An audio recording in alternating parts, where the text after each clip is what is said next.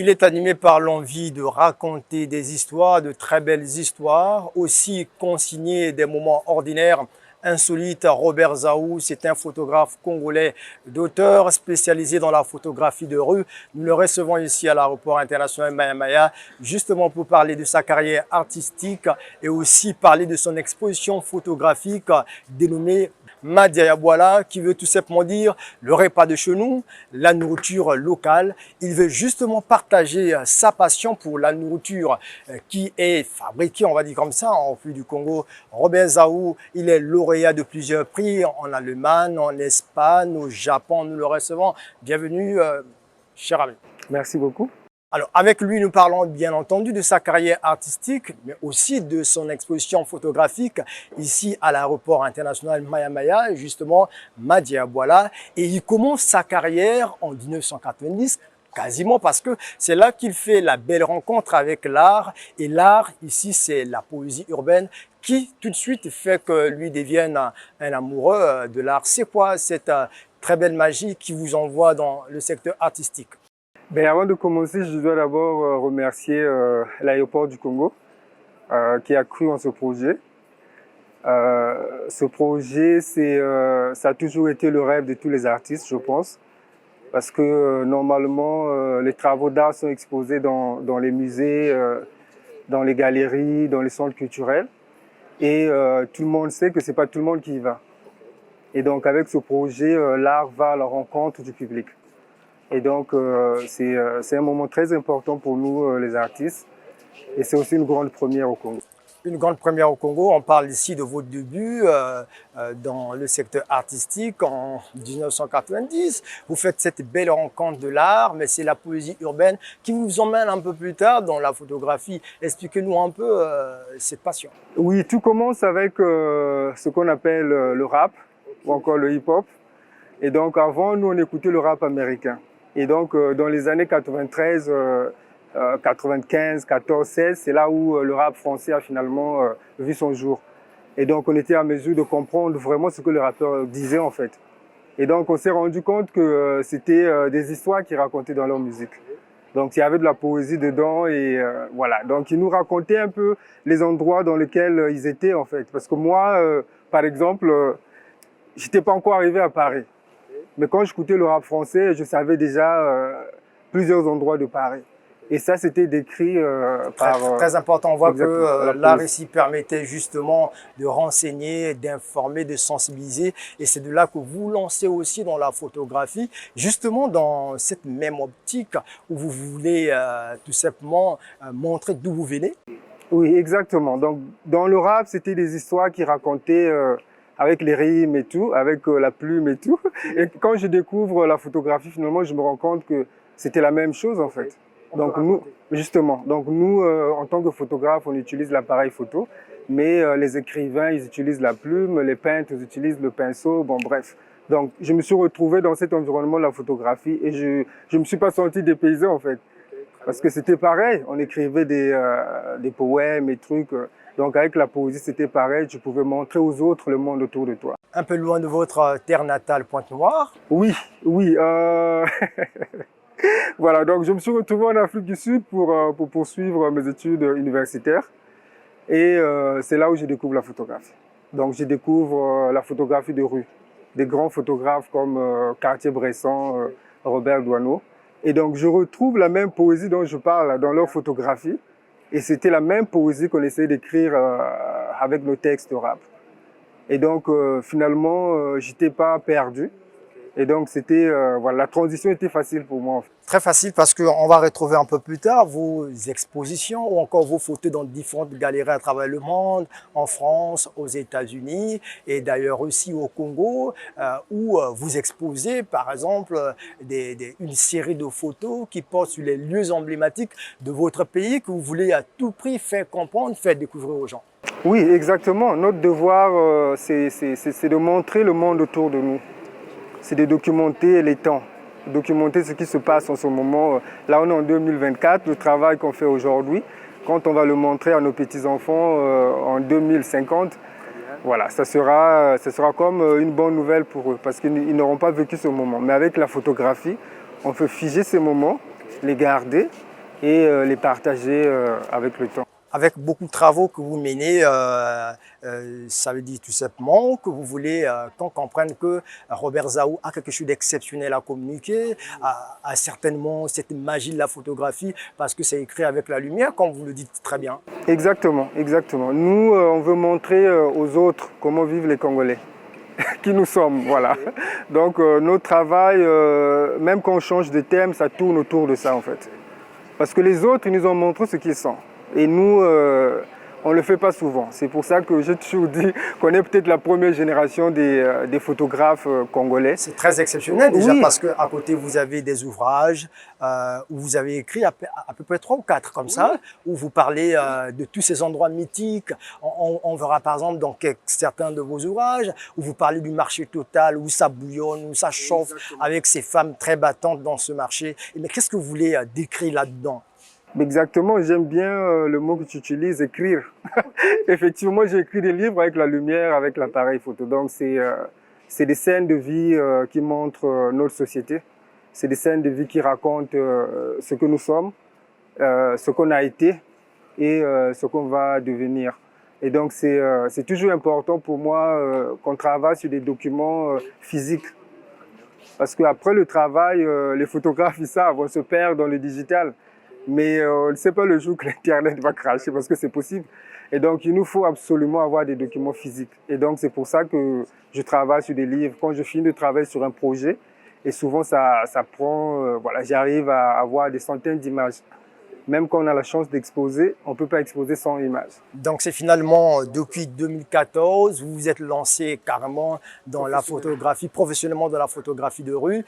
Dites-nous un peu les aléas, les difficultés que vous rencontrez. Par exemple, quand vous allez capturer le marché total, où il fait certainement bon vivre aussi, parce que vous ne faites pas vivre seulement des éléments négatifs, mais aussi des éléments positifs. Alors dites-nous, quelles sont les difficultés que vous rencontrez, par exemple? Les difficultés de notre métier, pour commencer, c'est que les Congolais, ils ne veulent pas être photographiés. On doit être honnête, ils ne veulent pas être photographiés. Exactement, exactement. Donc, en fait, on n'est pas un pays touristique où on voit beaucoup des appareils photos, les gens cliquer à gauche, à droite. Chez nous, ce n'est pas pareil. Et donc, je comprends cette peur-là. Donc ça, c'est déjà un problème. Donc il faut développer des techniques pour photographier ces scènes-là pour éviter voilà, de se retrouver dans des difficultés avec les gens qui se plaignent pourquoi on leur photographie. Mais moi, j'essaie de leur expliquer tout le temps. On doit écrire cette histoire-là. Et cette histoire-là, pour l'écrire, aujourd'hui, comme on a accès à des appareils photo, c'est pas comme avant où c'était difficile d'avoir des appareils photo, on doit faire ce travail. Et donc on utilise nos appareils photo pour documenter nos vies. Mais voilà, c'est un peu difficile pour faire comprendre à une population qui n'est pas aussi sensible à l'art. Tout simplement parce que le système éducatif aussi n'encourage pas ça. Voilà. Maintenant, l'autre difficulté, c'est qu'une fois que tu as fini de prendre ces photos-là, il faut les imprimer. Voilà, on n'a pas des imprimés. Ça coûte énormément cher. On les imprime à l'extérieur. On les imprime en France, tu vois. Et puis, à côté de cette difficulté où l'imprimerie coûte extrêmement cher, mais comment vous capitalisez? Ben écoute, nous on veut bien travailler avec les imprimeries locales, mais c'est pour des affiches qui n'ont pas la même valeur que, par exemple, les tableaux qu'on expose dans les galeries. Parce que l'idée avec ces tableaux-là, c'est que ces tableaux-là peuvent tenir pendant toute une vie en fait. On a une garantie de près de 100 ans. Donc quand on imprime sur ces papiers, les couleurs restent. Okay. Donc tu peux passer ces images-là à tes petits-enfants, à tes enfants, voilà. Mais quand on fait un travail local, on a une durée déterminée. Oui. Voilà. C'est bien, c'est top, mais après 2 ans, 3 ans, ça ne sera plus pareil. On va perdre les couleurs, on va perdre l'éclat. Et ici, à l'aéroport international Maya Maya, vous exposez une série de photos dont le titre est Madiabwala, nourriture, repas de chenous. Et la particularité, c'est que sur vos légendes, c'est en Kituba, carrément. Le Fumbu, par exemple, ici. Alors, pourquoi ne pas traduire en français? Pourquoi tout simplement en Kituba? Voilà, c'est comme on a dit, notre travail, c'est montrer ce que nous sommes. Et la langue, c'est parmi les outils, c'est ce que nous sommes en fait. Notre langue, c'est ce que nous sommes, parce que c'est cette langue-là qu'on utilise pour s'exprimer. Pareil avec la nourriture. Nous sommes ce que nous mangeons. Et donc, c'est très important de rester authentique avec ça. Donc, pour moi, c'est aussi une façon de démarrer un dialogue avec les gens qui ne connaissent pas la langue. Comme ça, quand tu vois le nom, finalement, ils se demandent mais qu'est-ce que ça veut dire. La valorisation de nos langues à travers vos séries de photos. Ah oui, c'est très important. C'est très important. Et puis, il y a de la magie dedans. On retrouve des personnages sur chaque photo, mais des personnages couverts par la nourriture de chez nous. C'est quoi cette magie? Comment on arrive quand même à cette œuvre? Ben, c'est le côté artistique. Ça, c'est le côté artistique. Ça vous prend beaucoup de temps alors? Ben, en fait, c'est pas une affaire de temps, c'est juste une affaire d'imagination. Je crois que quand on est inspiré, on peut faire un travail comme ça en 5 minutes. Et quand on ne l'est pas, ça va vous prendre des mois et des mois. Donc c'est juste, j'ai pas voulu montrer cette nourriture là comme voilà, comme on le voit souvent à table. Voilà, on se sert où les gens mangent. Non, j'ai voulu trouver une autre approche qui est un peu différent, un peu voilà, atypique. Et donc, voilà, c'est pour ça qu'on se retrouve avec ces images-là. Mais même avec ça, je me suis pas éloigné de la population, des gens qui consomment cette nourriture-là. Okay. Mais c'est quoi, par exemple, le regard de tes visiteurs sur tes photos? C'est quoi le regard qu'ils ont? Quand j'ai commencé ce projet, ce que j'avais vraiment en tête, c'est faire un travail par moi, un Congolais, pour les Congolais. En tout cas, ça, c'est ce que j'avais en tête quand j'ai commencé ce travail. Et donc, j'ai voulu que les Congolais voient ce travail, parce qu'ils connaissent cette nourriture-là, qu'ils se retrouvent dedans et qu'ils me disent ce qu'ils en pensent. Et jusque-là, le retour, le retour est incroyable. Parce qu'ils sont contents de voir ça, ils se retrouvent dedans.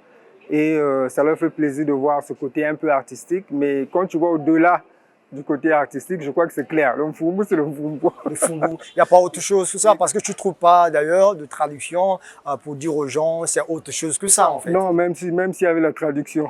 Ça perdrait son sens en fait. Congo. Exactement. Parce que c'est pas les mots, les autres langues, c'est pas ce qu'on utilise tous les jours. Il y a ça aussi, parce que ça, on en mange tous les jours. Donc, il faut utiliser un langage qu'on utilise. Et du coup, vous avez du mal, vous, à séparer le personnage qui consomme à sa nourriture de chaque jour. Exactement. On ne peut pas s'éloigner de nous-mêmes. C'est pas possible. Parce que la nourriture, c'est ce que nous sommes. Et ce qui vous inspire ces travaux, est-ce que vous avez senti qu'il y a une sorte de complexe qui est nourri par les Congolais vis-à-vis de ce qu'ils ont comme fabrique locale? Ah oui, c'est clair, parce que quand tu vas dans les restaurants 5 étoiles, tu ne trouveras pas le Mfumbu là-bas. Ça, je te garantis. Et tu veux bien que ça intègre là-bas? Ah ben oui, parce que voilà, il n'y a pas de raison d'exclure une nourriture qui est locale, mais aussi bio, qui est très bien pour la santé. Et après, on se tourne vers les cuisines étrangères. Bon, écoute, je n'ai rien contre, mais je crois que la priorité doit être notre cuisine congolaise d'abord.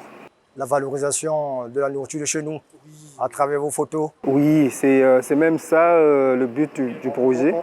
On a ici, ça devient comme une grande école pour nous, les graines de couche que vous exposez ici, un peu plus loin. Comment vous appelez ça? C'est quoi le nom, la toute première photo? Dongo Dongo. Le Dongo Donc Dongo. on a les Dongo Dongo, on a les Ntete, on a les Nzenga, comme on les appelle. Ok.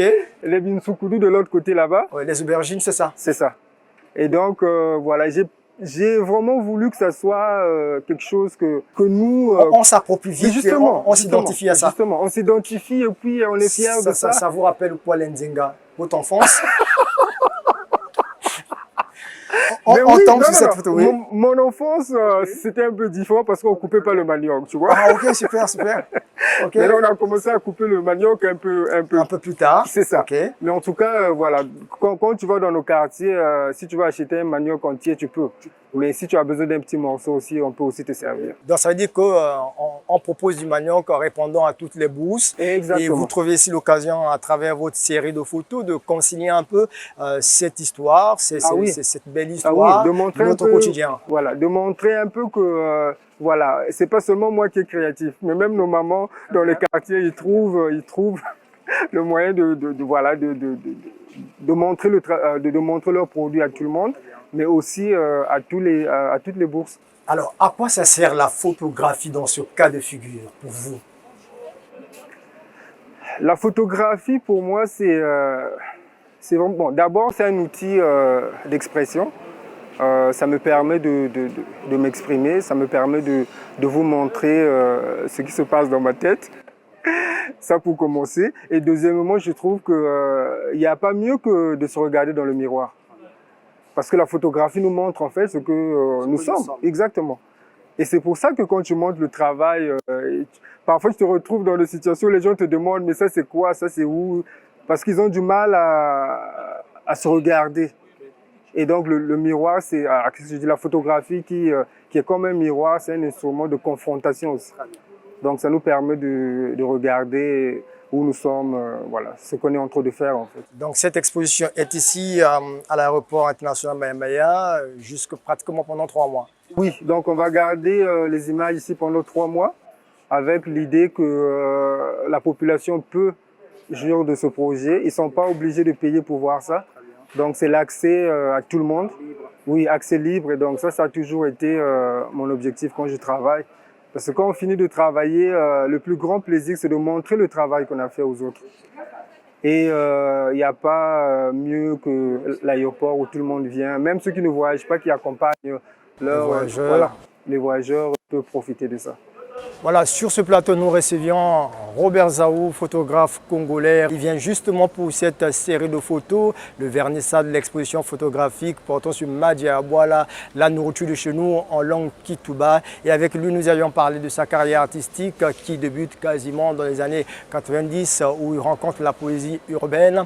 Et avec lui, nous avons parlé de sa passion qui consiste en fait à consigner, à archiver les endroits mythiques de son pays parce qu'il veut présenter son pays comme une destination touristique. C'est un plaisir. Merci d'avoir répondu à notre invitation. Merci beaucoup. C'est par ici que nous mettons un terme à cette émission. Merci d'avoir suivi. À très bientôt. Bonne suite de programme sur Vox, le Congo Ville intérieur.